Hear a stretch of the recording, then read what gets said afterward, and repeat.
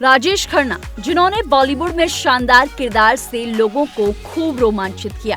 वो अपने जमाने के जाने माने एक्टर थे, जिनके नाम से तो आप बखूबी परिचित ही होंगे।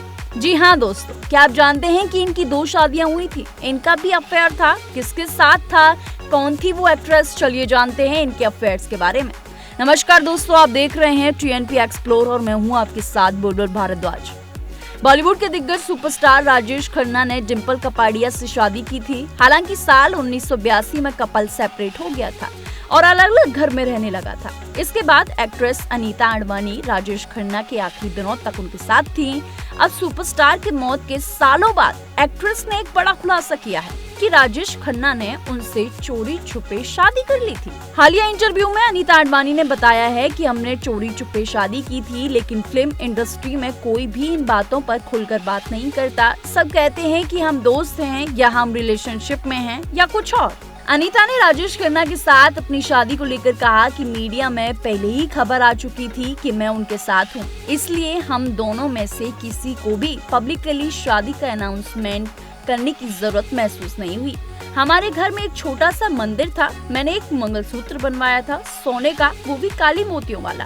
उन्होंने मुझे वो पहनाया, फिर उन्होंने सिंदूर लगाया और आखिर में कहा कि आज से तुम मेरी जिम्मेदारी हो। बस यूं ही एक रात हमारी शादी हो गई। अनीता आडवाणी ने आगे कहा कि मैं डिंपल कपाड़िया से पहले उनकी जिंदगी में आई थी, लेकिन उस समय हमारी शादी नहीं हुई क्योंकि मैं बहुत छोटी थी। आखिरकार मैं जयपुर वापस आ गई। राजेश खन्ना के अंतिम संस्कार में क्यों नहीं गई अनीता आडवाणी? क्या हुआ था?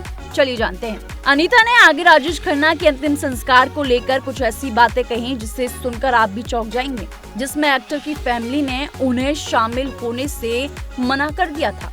उन्होंने कहा कि मुझे अंदर आने से रोकने के लिए उन्होंने वहाँ बाउंसर तैनात कर रखे थे। ये बात मुझे अपने दोस्तों से पता चली। जब मैंने उन्हें बताया कि मैं जाने वाली हूँ तो उन्होंने मुझे चेतावनी दी कि मुझे अंदर जाने नहीं दिया जाएगा। फिर भी उन्होंने कहा कि अगर कुछ हुआ तो हम तुम्हारे साथ हैं। लेकिन मैं दंग रह गई और पूछा कि ये सब क्यों हो रहा है। एक्ट्रेस आगे बताती हैं कि मेरे कुछ स्टाफ और करीबी दोस्तों ने मुझे जाने के लिए प्रोत्साहित किया, यहाँ तक कि सुझाव दिया कि मैं एक कैमरा लेकर जाऊं और उनकी गतिविधियों को रिकॉर्ड करूं। लेकिन मैंने सोचा इतने पवित्र दिन पर मैं ऐसा कैसे कर सकती हूँ, इसलिए मैं नहीं गई। मैंने एक मंदिर में अकेले ही उनके लिए अपना चौथा रखा। सब कुछ होने के बाद भी वहाँ जाना मेरी शान के खिलाफ होता। सच कहूँ तो मेरे साथ ऐसा व्यवहार करना, मेरे लिए बाउंसर बुलाना उनकी शान के खिलाफ था। उसने मुझे बताया कि वो सीटें ब्लॉक कर रहे थे ताकि मुझे बैठने की जगह ना मिले। उन्होंने हमारे एक पारिवारिक वकील से भी कह दिया कि अगर मैं वहाँ गई तो मुझे संभालना। इसका क्या मतलब था? मैं हैरान रह गई। मैं काका जी के चौथे पर कभी तमाशा करने नहीं जाती।